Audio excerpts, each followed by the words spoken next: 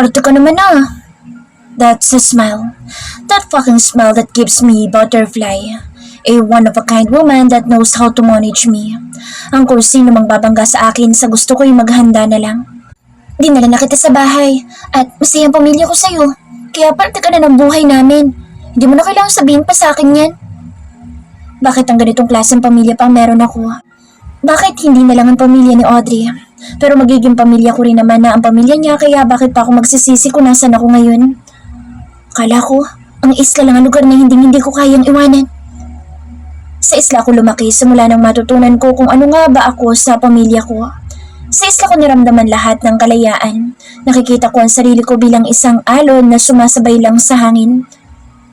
Pero mali ako.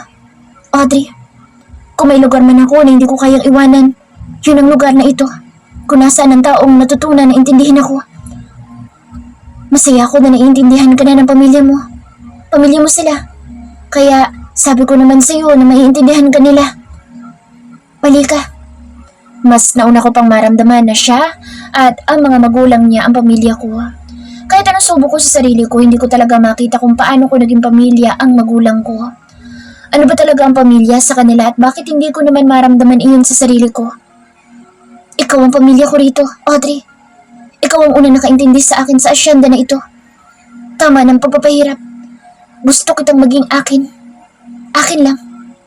Binibigyan na kita ng karapatan na manghimasok ng tuluyan sa buhay ko. Magiging madamot na ako pagdating sa'yo. Hindi ko nahihingi ng sagot mo dahil gagawin ko ito ng sarili kong desisyon. Audrey's POV. Tulala lang ako sa harapan ng mansyon at hindi makapaniwala na wala akong tulog. Masyadong napahaba ang tulog ko sa tanghali tapos bigla pang umamin sa akin si Terrence. Noong una ayos lang naman sa akin dahil malakas ang kutob ko na mananawa lang din siya sa akin, pero ano na ngayon? Bakit hindi siya nanawa at parang gusto pa niyang lalo? Audrey! Sunog! Napaupo ko sa tiles ng bahay nila sa sobrang gulat ko. Wala pa nga akong almusal tapos ginugulat pa ako. Umagang umaga. Napayo ko na lang ako at pinatong kong ulo ko sa ibabaw ng tuhod ko.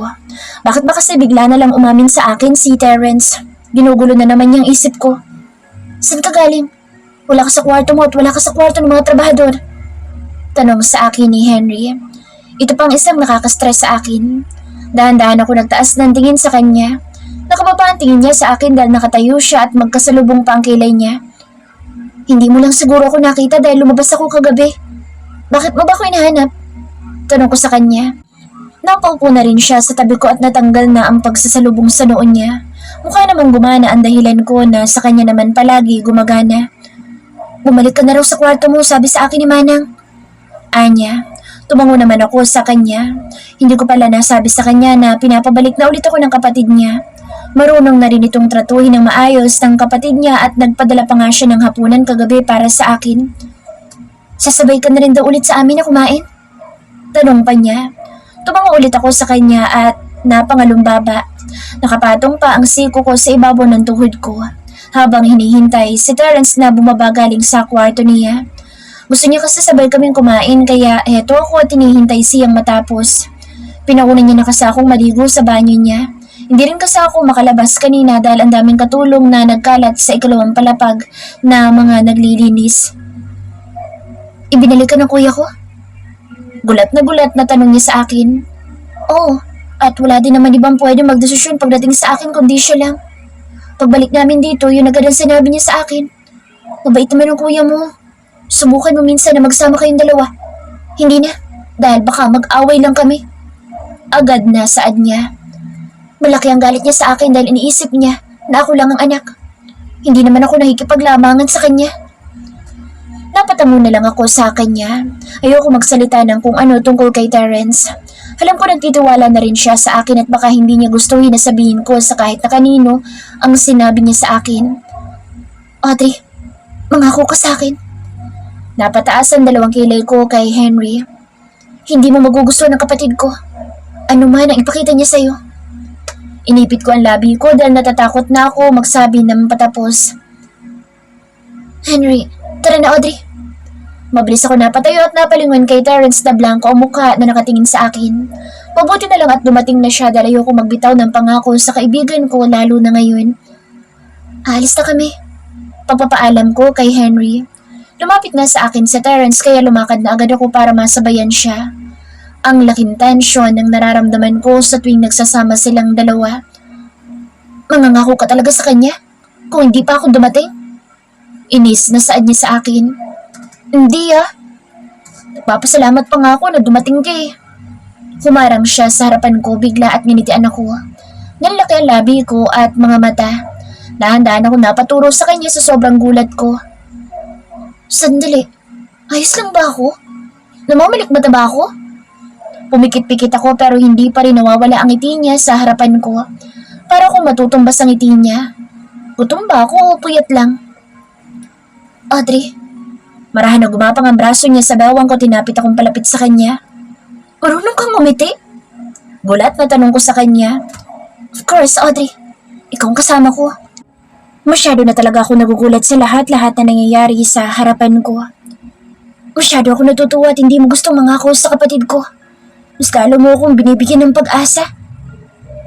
Audrey, ano yan? Mabilis ko siyang naitula kaya nabitawan niya ang bawang ko. Napalingon ako kay Henry na naglakad na palapit sa amin. Ah, wala to. Napubing lang ako. Saad ko. Napatango siya sa akin at palapit pa lang siya nang palapit sa amin nang hilahin akong bigla ni Terence papunta sa kwadra. Huwag kang masyado lumalapit sa kapatid ko. Ayoko ng kaagaw. Napatango kaagad ako sa kanya dahil tama. Medyo mali din ang ginagawa ko. Nagtatrabaho ako sa kanya ngayon kaya hindi pwedeng kung saan-saan ko itinutuon ang atensyon ko. Kumain ka na ba? Tanong ko sa kanya. Hindi okay kung masasanay ka na nagtatrabaho na walang kinakain na kahit na ano. Saad ko sa kanya. Pumasok kami sa kwadra ng mga kabayo at doon lang ako binitawan ni Terence. Namili ako ng kabayo na dadalhin ko at kumuha naman siya ng kanya. Kumain tayo sa ilalim ng treehouse. Nagpahanda ako ng kakainin natin doon. Sagot niya sa akin. Hinila kong palabas ang kabayo na daladala ko habang nakasunod naman siya sa akin kasama ang kabayo na dadalhin niya. Ito ang unang beses na kakain ako sa labas ng mansyon nila. Ang tagal ko nang nakatira rito pero hindi pa namin nasubukan ng kumain sa ilalim ng treehouse. Kahit nga mag-picnic sa magandang Astara kung nasaan ang burol sa Escajeda, hindi namin nasubukan ni Henry. Ngayon ko lang napagtanto na marami pa pala kaming hindi nagagawa ni Henry kahit na sobrang tagal na naming magkasama. Napansin ko na natatakot ka sa matataas na lugar nung dinala kita sa treehouse. Kaya sa baba na lang tayo. Anya at tumalon pasakay sa kabayo. Napadila ako sa labi ko dahil kahit ang maliliit na bagay ay napapansin niya na rin sa akin. Alam na agad niya na may takot ako sa matataas na lugar kahit wala akong pinagsasabihan ng bagay na iyon maliban sa pamilya ko. Tara na, Audrey. Itinaas ko ang paa ko at sumakay na rin ako sa kabayo. Dahan-dahan kong hinataw ang kabayo dahil mabagal lang din ang pagpapaandar ni Terence sa kabayo niya. May pagdiriwang sa susunod na buwan para sa akin. Biglang saad niya. Nakatingin lang ako sa kanya dahil mabagal lang naman ang lakad ng kabayo. Ikaw ang babaeng dadalhin ko. Saad niya. Isang anunsyo iyon at wala akong karapatan na tumanggi sa kanya. Basta ba ikaw ang bahala sa susuotin ko? Wala namang problema. Sagot ko sa kanya. Nakakamiss din ang pumunta sa mga pagdiriwang. Maraming masasarap na pagkain at lahat ng mga trabahador ay kasali sa tuwing may pagdiriwang ang mga Martinez. Magpapasuka tayo sa susunod na mga araw at magpapadala naman ako ng mga tao ko na susukatan ng pamilya mo. Gusto ko na kasama mga magulang mo dahil ito ang unang pagdiriwang na para sa akin. Matutuwa ang mga magulang ko dito dahil hindi sila nakakalimutang imbitahan ni Terence sa malaking handaan. Hindi lang yun dahil papasukatan pa sila ng mga damit ni Terence. Mas lalo ka magugustuhan ng mga magulang ko niyan. Natatawang saad ko. Lahat ba naman kasi ay gagawin niya para sa pamilya ko.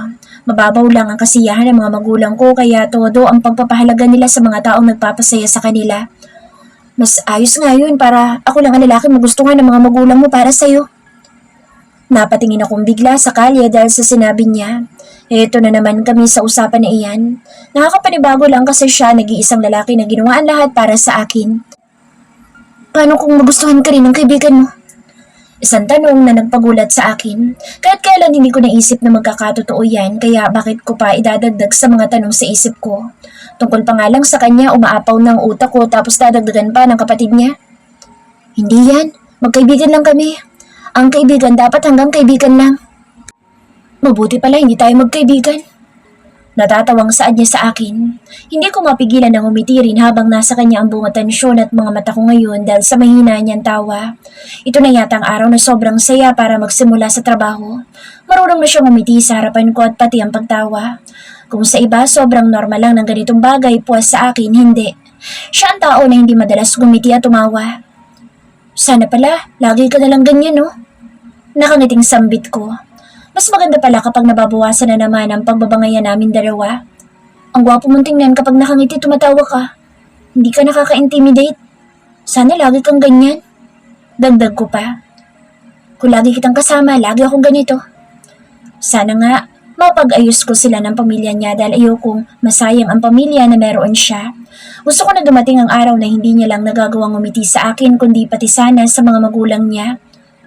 Kaya hindi ka pwedeng umalis ng asyenda. Audrey, kapag umalis ka, babalik sa dati ang lahat. Nakakatakot naman siyang iwan. Babalik na naman ang nakakatakot na insensitive na tao. Hindi rin naman ako aalis. Natatawang saad ko.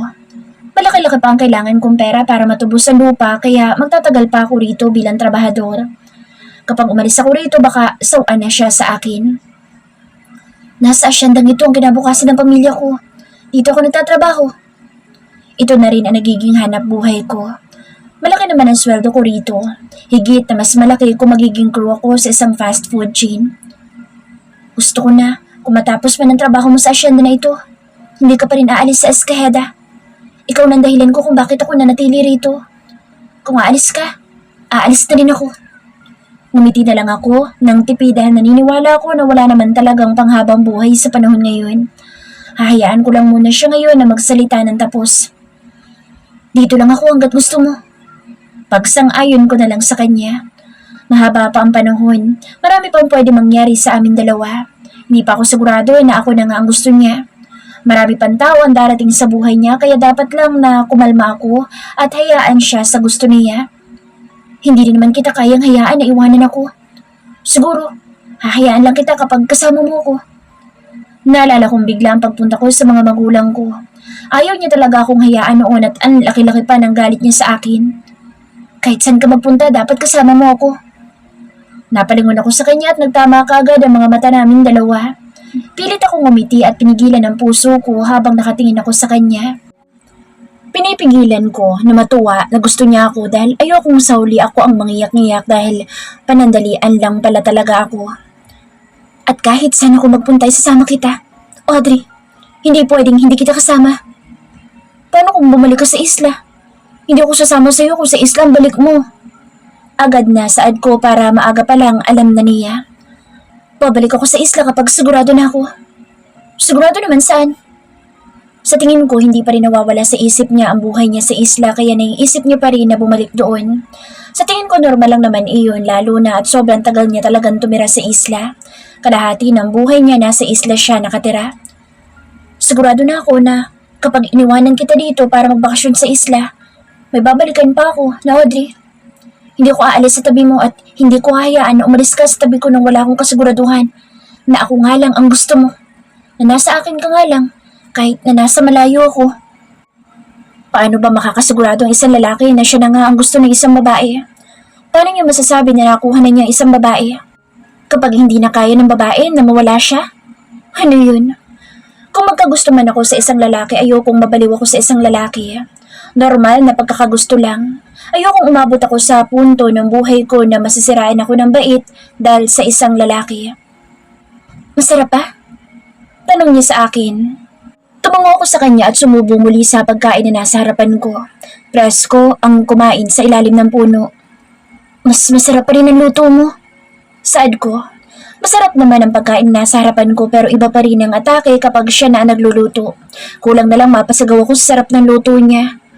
Kung kaya ko nga lang sabihin na mas masarap siya magluto sa mama ko baka sinabi ko na, sa susunod, ako na lang ulit ang magluluto.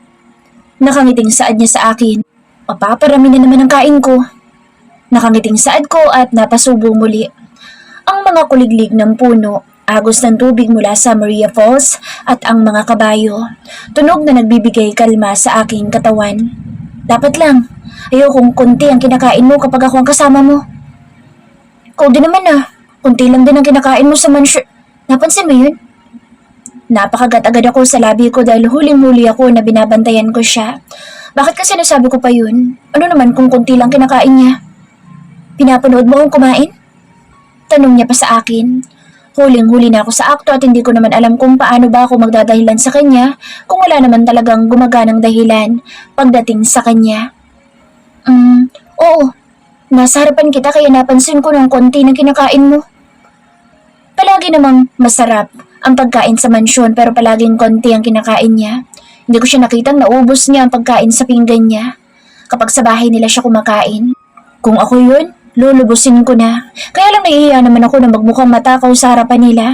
Kay Terrence lang ako hindi nahihiya dahil nakita naman na niya kung paano nga ba akong kumain sa harap ng pamilya ko. Nawawalan ako ng gana kapag sila ang kasabay kong kumain. Mabuti na lang at ikaw lang ang kasabay ko ngayon. Nagpatuloy siya sa pagkain niya. Napadila ako sa labi ko sa sobrang tuwa ko na ipaparamdam ko sa kanya na dapat komportable lang siya sa akin. Mas maganda pala kung dito na lang tayo sa labas kakain palagi. Komportable tayo. Anya pa, tama nga naman siya pero paano na lang ang gusto ko na mapag-ayos sila ng mga magulang niya. Kung kakain kami palagi ng kaming dalawa lang, mas lalong malalayo ang loob niya sa mga magulang niya. Kumain pa rin tayo kasama mga magulang mo. Sumukan mo lang. Sad ko pa. Gusto mo ba na maging maayos kami ng mama ko? Tanong niya pa. Napatayo ako sa silya ko at lumapit ako sa kanya. Tumayo siya at agad na hinapit ang bawang ko. Tell me. Oo naman. Gusto ko na magkaayos kayong lahat, lalo na ang mama mo. Matutuwa ako kapag nakita ko na malapit kayo sa isa't isa ni Mrs. Nirvana. Then bukas, manonood tayo ng karera sa labas ng asyenda kasama si mama. Napangiti ako sa kanya at napayakap sa sobrang saya ko. Ito na ang hinihintay ko. Ang makita ko sila ng mama niya na magkasama ng matagal. Matutuwa si Mrs. Nirvana kapag sinabi mo ito sa kanya. Masaya ako. Dahan-dahan niya akong niyakap pabalik. Kailangan ko lang naman talaga iparamdam sa kanya na may pamilya siya para hindi na siya magalit pa sa kahit na sino sa pamilya niya. Kinalas ko ang pagkakayakap sa kanya at ipinatong ko ang dalawang kamay ko sa ibabaw ng balikat niya. Kakaiba na yata ang Terrence na nakakasama ko. Masaya ako na hindi na mainit ang dugo mo sa akin. Nakangiting saad ko sa kanya. Ang lalim ng pagkakatitig niya sa mga mata ko. Dahan-dahan niya inilapit ang mukha niya sa akin. Nagsara ang mapupungay niyang mga mata kaya agad akong napapikit. Senyorito, ma! Napakapit ako sa braso ni Terrence sa sobrang gulat ko. Napadilat ako at sumalubong sa akin ang mata niyang nagliliyab sa galit habang nakatingin sa likod ko. Napalingon naman ako sa likod ko at nakita ko ang isang trabahador na may hawak na telepono. Bibitawan ko na sana si Terrence nang hapitin niya pa ang bewang ko palapit sa kanya. Nakulong ako sa bisig ng isang Martinez. Ano yun? Iritadong saad ni Terrence. Hindi ko malingon ang kapwa ko trabahador dahil maigpit ang pagkakayakap sa akin ng kaliwang braso ni Terrence. Tanging ang mukha lang ni Terrence ang nakikita ko. Senyorito, tumatawag pong isang babae. Shania daw po. Kailangan kayong kausap. Ayoko. Ilang beses ko pa bang sasabihin sa inyo na ayokong tumatanggap ng tawag at huwag niyo akong iistorbohin kung hindi naman mahalaga. Umalis ka na bago ka pa mawala ng trabaho. Ito pa rin pala ang nakakatakot na Terrence. Akala ko na wala na pero nasa loob lang pala niya at bigla-bigla na lang lumalabas. Ilang beses nang sinabihan pero paulit-ulit pa rin tumatanggap ng tawag. Bakit kasi ayaw mo nalang kausapin?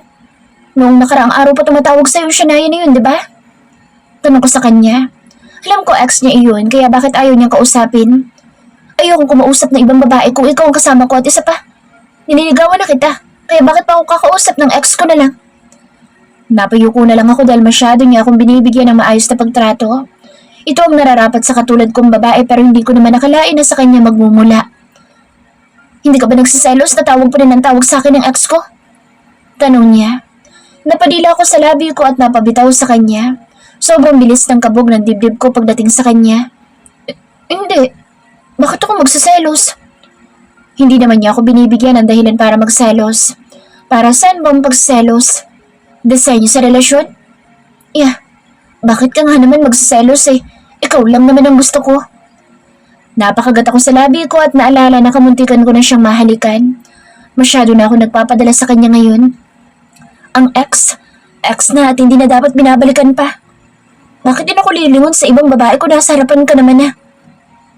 Terence, kung ano-ano ng salitang lumalabas sa bihasa niyang bibig. What? Ang hangin mula sa bibig niya ay tumatama sa buhok ko at umaabot naman sa ilong ko ang mabangong amoy nito. Magtrabaho na tayo. Pag-iba ko ng usapan. Dahan-dahan akong lumayo sa kanya at sa awa naman ng Diyos, pinakawalan niya na rin ang bewang ko. Marami ka pang dapat na matutunan para sa pagdiriwang na ihahanda sa'yo. Handang-handa ka na. Ako ang nagtuturo sa'yo kaya dapat mas magaling ka pa sa papa mo. Nakangiting sambit ko. Alam ko na malaki ang kakayahan niya na kaya niyang hawakan ng maayos ang negosyo nila kahit na hindi ito ang kinasanayan niyang buhay. Manonood din tayo ng karera bukas sa labas ng asyenda kaya dapat marami tayong magawa ngayon. Sigurado ako na namiss ako ng mga hinete ng kabayo doon. Masayang saad ko. Hinete? Salubong ang kilay na tanong niya sa akin. Bakit naman? Naglakad ako papunta sa puno ng nara na pinagtatayuan ng treehouse nila at sumandal doon para magpababa ng kinain ko. Ako kasi nag-ensayo sa iba sa mga hinete roon. Hindi mo lang alam pero magaling din ako makipagpaligsahan sa pagpapatakbo ng kabayo. Hindi nga lang ako sumasali dahil ayaw ng papa ko. Delikado daw. Tama rin naman ang papa mo sa ginawa niyang desisyon. Agad na pagsang-ayon niya para sa papa ko.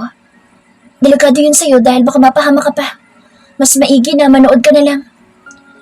Kung makikita lang nila kung gaano ako kabilis at kaingat sa pagpapatakbo ng kabayo, baka hindi na sila mag-alala sa akin. Maraming hinete ka nang naturuan? Tanong niya sa akin at naglakad palapit sa akin. Tumango ako sa kanya at pinagmasdan siyang itaas ang braso niya at ilapat ang kamay sa puno ng nara. Napatingin ako sa puno ng nara at maraming pangalan akong nakita. Ang iba pamilyar sa akin dahil mga Martinez. Ang ibang hinete ba roon may gusto sa'yo? Ano to? Tanong ko at napaalis sa pagkakasandal sa puno nang hindi sinasagot ang tanong niya. Inilapad ko ang daliri ko sa mga pangalan na nakaukit sa puno. Ang tagal-tagal ko na rito sa asyenda ng mga Martinez pero ngayon ko lang nakita na may mga pangalan pala sa puno na ito. Pangalan to ng mga kamag-anak mo, di ba? Manghang tanong ko sa kanya. Lahat ng mga pangalan na magkakatabi, lahat mag-asawa sa pamilya nila.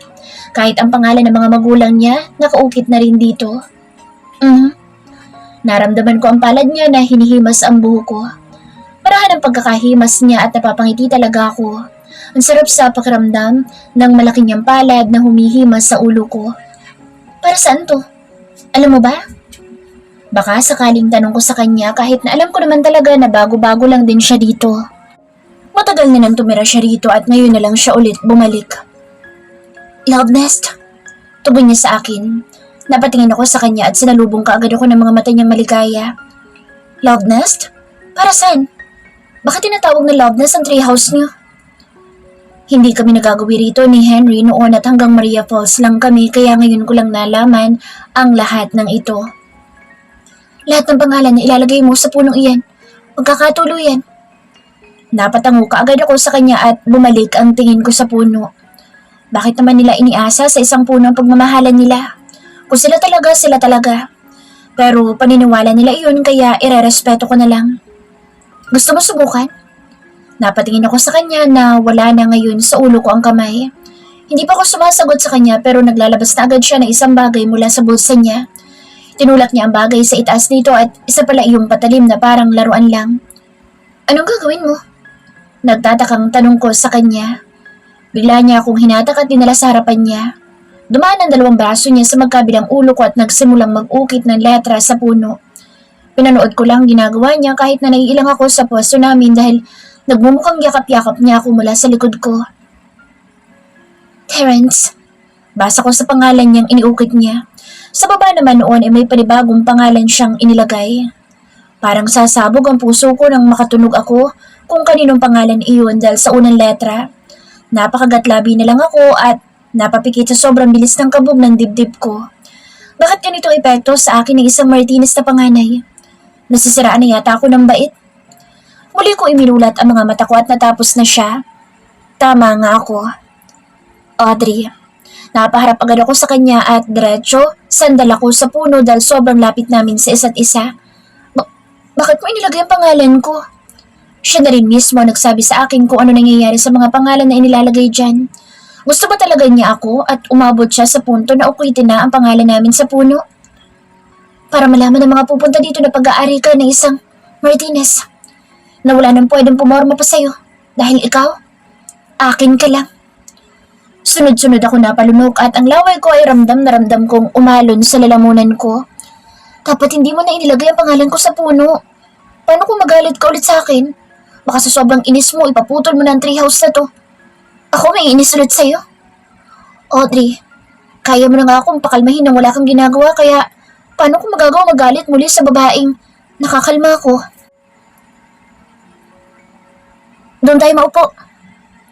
Turo ko sa isang bleacher sa bandang gitna at siguradong maganda ang pwesto. Hinila ko agad si Mrs. Nirvana at Terrence pupunta sa pwesto na gusto ko. Ang tahimik ni Terrence at parang kami lang ni Miss Nirvana magkasama. Para sa kanila pa naman ang araw na ito. Ang dami yatang tao ngayon. Nagtatakang tanong ni Miss Nirvana sa akin. Napakabit-balikat na lang ako at naupo na sa bakanteng pwesto. Pinagtabi ko ang mag-ina kaya nasa gitna namin sa Terrence ngayon. Sa tingin mo, sino mo nanalo anak? Tanong ni Mrs. Nirvana sa anak niya. Napapangiti talaga ako sa tuwing maririnig ko na nag-uusap silang dalawa ng masansinan. Masaya yun dahil kahit simpleng bagay lang ang pinag-uusapan nila, nagkakaroon sila ng komunikasyon. 7 siguro. Sagot ni Terrence. Ikaw, Audrey? Tanong sa akin ni Mrs. Nirvana. Napatingin ako sa ibaba kung saan pumaparada mga kabayo para ipakilala sila, isa-isa, at kung sino ang hineta nito. Number 3. Nakangiting sambit ko at bumalik ang tingin sa mag-ina na nasa gilid ko. Ikaw, Mrs. Nirvana? 7 rin. Parehas kami ng anak ko. Nakangiting saan niya. Napangiti ako kay Miss Nirvana at tumarap na muli sa ibaba. Ito ang pinakamagandang puntahan sa labas ng asyenda ng mga Martinez. Ang karerahan ng mga kabayo. Mas maganda na manood sa personal kaysa sa TV. Sana sa VIP lounge lang tayo pumasto. Ang daming tao rito. Nakakairita. Inis na bulong sa akin ni Terrence. Napatawa ko sa pagrereklamo niya sa akin. Parang hindi naman siya nagpunta sa palengke namin noon na sobrang dami rin namang tao. Ngayon talaga, napapatawa na lang ako kapag naririnig ko ang pagrereklamo niya. Mas okay dito kasi mararamdaman mo sigawan ng mga tao. Nakangiting saad ko sa kanya. Pero dahil siya si Terrence na maarte pa rin kaya kunot ang noon niya sa akin ngayon. Okay dito? Kung saan puro lalaki nakapalibot sa atin? Mamaya kung sino-sino na lang ang dumikit sa inyo ni Mama. Inis na saad niya pa. Ayos lang naman yun anak. Normal na yun dito. Singit ni Mrs. Nirvana. Napatingin ako kay Miss Nirvana at napakindat. Mabuti na lang at sanay kami ni Miss Nirvana parehas dito. Talo ng isa ang dalawa. Mama, baka naman may kamay na dumapo sa inyo ni Audrey. Inis pa na saad ni Terrence. Napahawak na lang ako sa balikat niya at napatawa dahil parehas na parehas kami ng ginawa ni Miss Nirvana. Kahit si Mrs. Nirvana natawa dahil sa sabay naming paghawak kay Terrence. Pero si Terrence, iritado pa rin ang mukha. Ayos lang kami, Terrence. Kumalma ka na lang at mag-enjoy tayo ngayon. Nakangiting sambit ko. Tama nga naman. Ngayon na lang ulit ako umalis ng mansyon nang hindi kasama ang papa mo.